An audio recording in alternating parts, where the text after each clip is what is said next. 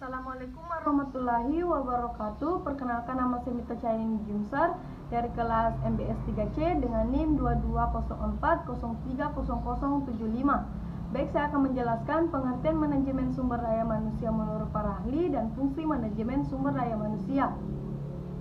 Pengertian manajemen sumber daya manusia menurut para ahli. Yang pertama, menurut Gary Dessler, manajemen sumber daya manusia adalah suatu proses perencanaan, pengorganisasian, pengarahan, dan pengendalian yang kompleks dari fungsi bisnis yang terkait dengan pola dan praktek dalam mengelola tenaga kerja. Yang kedua, menurut Michael Armstrong, manajemen sumber daya manusia adalah pendekatan strategis untuk mengelola dan mengembangkan sumber daya manusia dalam organisasi. Yang ketiga, menurut Hasibuan, manajemen sumber daya manusia adalah ilmu yang mengatur hubungan dan peranan tenaga kerja agar aktif dan efisien dalam membantu terwujudnya tujuan perusahaan. Yang keempat, menurut Mangkunegara, manajemen sumber daya manusia adalah proses pengelolaan sumber daya yang ada pada individu. Yang kelima, menurut Hamali, manajemen sumber daya manusia adalah pendekatan strategis terhadap keterampilan, motivasi, dan manajemen pengorganisasian tenaga kerja. Fungsi manajemen sumber daya manusia. Yang pertama, perencanaan. Kegiatan memperkirakan tentang keadaan tenaga kerja agar sesuai dengan kebutuhan organisasi secara efektif dan efisien. Yang kedua, pengorganisasian.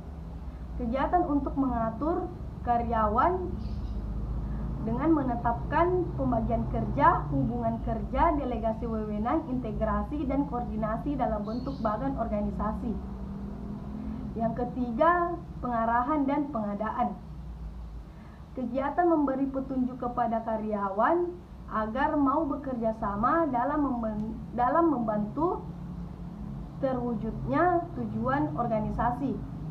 Yang keempat, pengendalian. Kegiatan mengendalikan karyawan agar menaati peraturan organisasi. Yang kelima, pengembangan.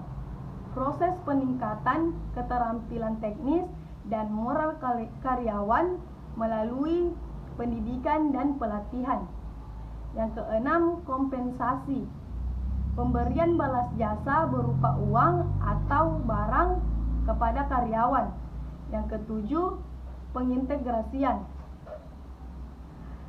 Kegiatan mempersatukan kepentingan organisasi agar tercapainya kerjasama yang serasi. Yang kedelapan, pemeliharaan.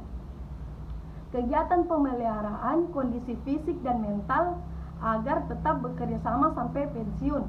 Yang kesembilan, kedisiplinan.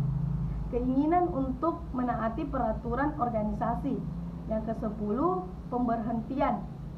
Putusnya hubungan kerja seorang karyawan dari suatu organisasi yang disebabkan oleh keinginan organisasi, berakhirnya kontrak kerja, pensiun, atau sebab lainnya.